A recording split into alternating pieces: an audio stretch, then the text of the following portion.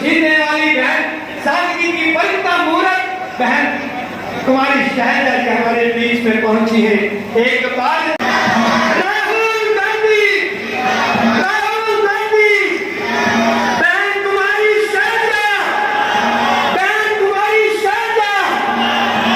मैं बहन को बताना चाहता हूँ, बहन हमारी बहन प्रियंका हुड्डा ने इतना सुंदर सा इंतजाम आपके स्वागत में ग्राम निवासियों के साथ मिलकर के किया है और आपका यह आगमन हम सब के लिए गौरवमय है।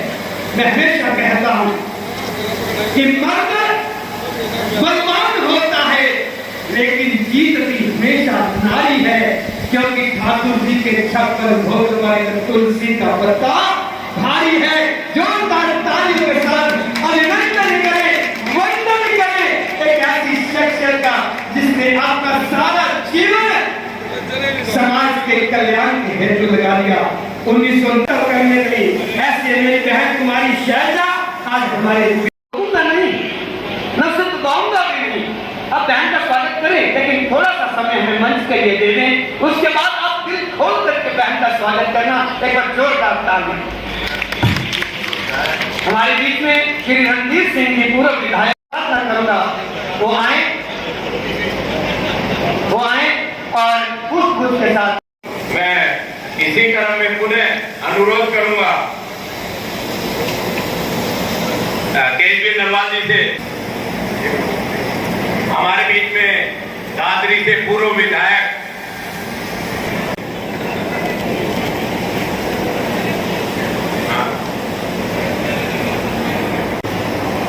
देखिए, स्वागत करना और अतिथि का मान सम्मान करना हमारे हरियाणा प्रदेश के लोगों की एक स्वस्थ परंपरा रही है। इसी के तहत प्रियंका जी के नरवाल परिवार ने जो आए हुए सभी अतिथियों का मान सम्मान किया है, इसके लिए हम तहे दिल से पूरी जनसभा की तरफ तालियों के साथ अभिनंदन करें, वंदन करें। आज इनेलो की पूरी टीम स्पोर्ट्स विंग आज कांग्रेस पार्टी में शामिल हो रही है। एक बार जोरदार तालियां इनके उज्जवल भविष्य की कामना करते हुए कि आप सब जोगेंद्र नंबरदार जी, मैं प्रार्थना करता हूं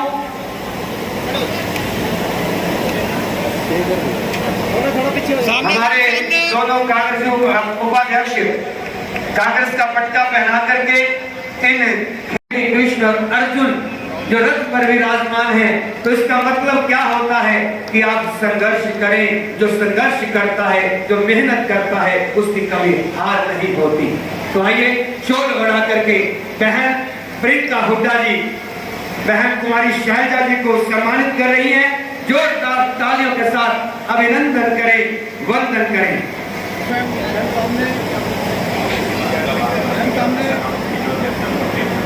मैं प्रार्थना करता हूं केजरीवाल नरवाल जी कृपया मंच पर सम्मानित कर रही हैं, आप भी सम्मानित कर सकते हैं। ऐसी व्यवस्था नहीं बना सकता जल्दी के सम्मान में।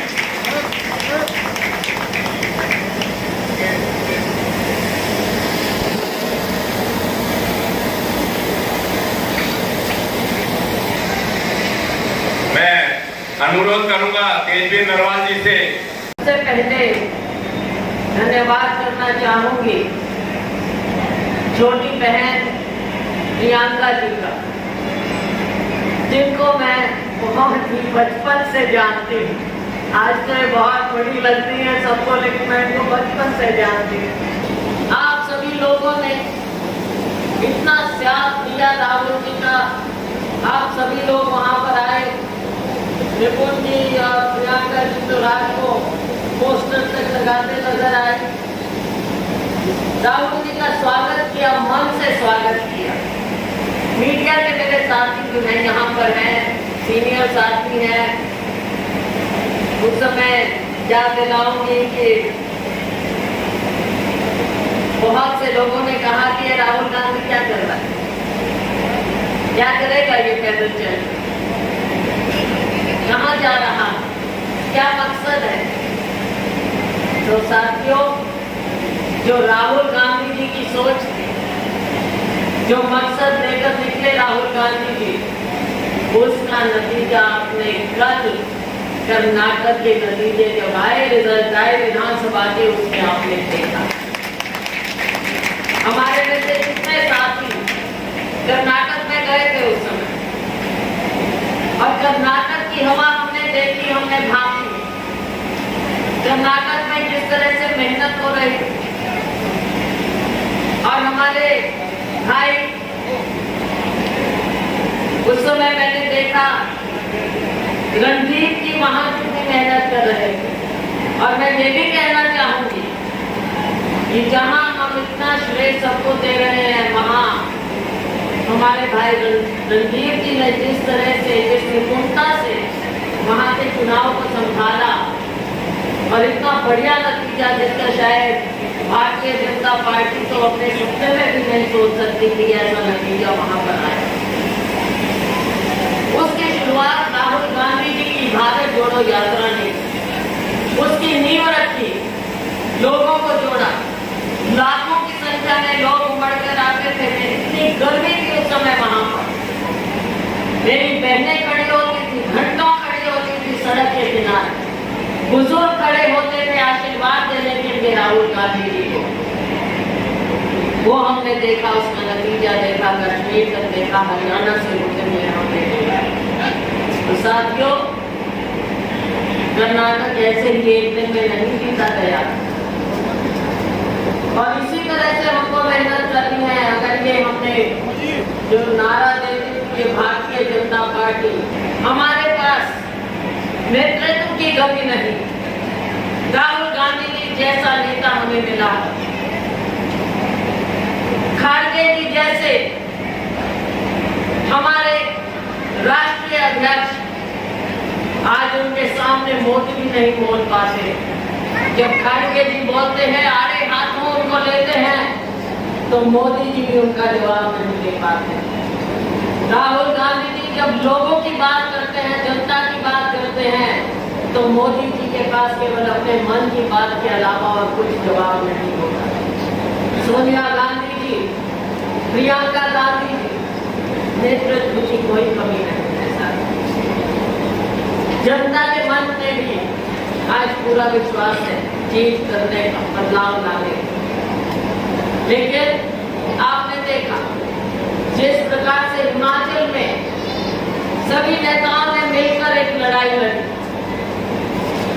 कर्नाटक में आपने देखा, और हर चैनल इस बात की चर्चा कर रहा कि हमारे लोगों ने, नेताओं ने मिलकर एक लड़ाई लड़ी। तो साथियों, इससे कुछ सीख लेनी पड़ेगी। आज के दिन सभी नेताओं को सोचना पड़ेगा कि अकेला चलकर कोई लड़ाई नहीं लड़ सकती, और ये मैं और मेरा की राजनीति छोड़नी पड़ेगी, और लोगों की बात करनी पड़ेगी, वर्कर की आवाज उठानी पड़ेगी। हमारे कांग्रेस के वर्कर जो दिन रात मेहनत करते हैं, लोगों के बीच में जाते हैं बिना पहचान के। आज हमने अपने वर्करों को क्या दिया, हम तो पहचान तक नहीं दे सके। हम अपने ओहदे लेकर हैं, अपने ओहदे हमने लिए हुए हैं, हमको आप नेता मानते हैं, लेकिन हमारे साथी जो लोगों के बीच में जाते हैं, लोगों में मेहनत करते हैं, क्या हमने उनको पहचान दी? बात ये है सोचने की। और क्या हम सबको साथ लेकर चल पा रहे हैं? बात ये है सोचने की। अपने दिल को सबने टटोलना होगा। राजनीति ऐसे नहीं होती, केवल पोस्टर लगाकर, केवल कुछ जगह जाकर, केवल अपने आप की हम अपनी मजबूरी करते रहें तो साथियों, इससे लड़ाई नहीं लड़ी जा सकती। लड़ाई लड़ते हैं हमारे ये वर्कर, लड़ाई लड़ते हैं हमारे ये नेता जो बिना पहचान के, अपने नेतृत्व पर विश्वास करके, राहुल गांधी जी, सोनिया गांधी जी, खड़गे जी, प्रियंका गांधी जी, इन पर विश्वास करके लड़ाई लड़ते हैं कि हमारी पहचान होगी, हमारी सरकार होगी, हमारा नाम होगा, हमारा काम होगा। और ये जनता जिन्होंने भारतीय जनता पार्टी का ये कुशासन देखा, 9 साल हो गए हैं साथ, केंद्र में आप देख रहे हैं कि वह सिवाय खोखले नारों के कुछ नहीं दिया। अगर विकास किया होता तो ये विकास के नाम पर लोगों के बीच में जाते, लेकिन कर्नाटक में आपने देखा विकास नाम की कोई चीज नहीं। व्यापक रूप से भ्रष्टाचार वहां पर फैला हुआ था, और जब कुछ और कहने को नहीं मिला तो कभी भगवान का नाम लेते, कभी बजरंग बली को याद करते। लेकिन वहां की जनता ने देख ली कि किस तरह से आप धर्म या जाति के नाम पर लोगों को नहीं बांट सकते। असलियत सामने आती है, और ये जनता जनार्दन एक भगवान का घर और एक जनता का दरबार होता है जो सबके कार्य का आंकलन करते हैं। बजरंग बली के नाम पर आप वोट मांगते हैं। तो साथियों, ये इन्होंने कैसे सोच लिया भारतीय जनता पार्टी ने कि भगवान राम पर या बजरंग बली पर या किसी भी भगवान पर इनका कोई कॉपीराइट है?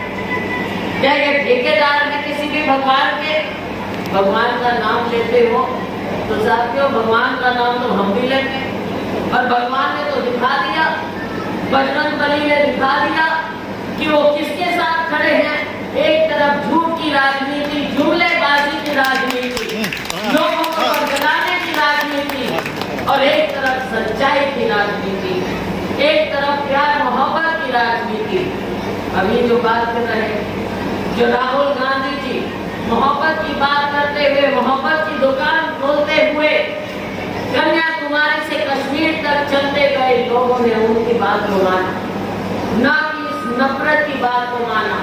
भारतीय जनता पार्टी ने केवल जुमलेबाजी की, और ये आज माननीय प्रधानमंत्री जी हो या दूसरे नेता हो, बार बार साथियों जो ये कहा जाता है काट की मानवी बार बार नहीं करती।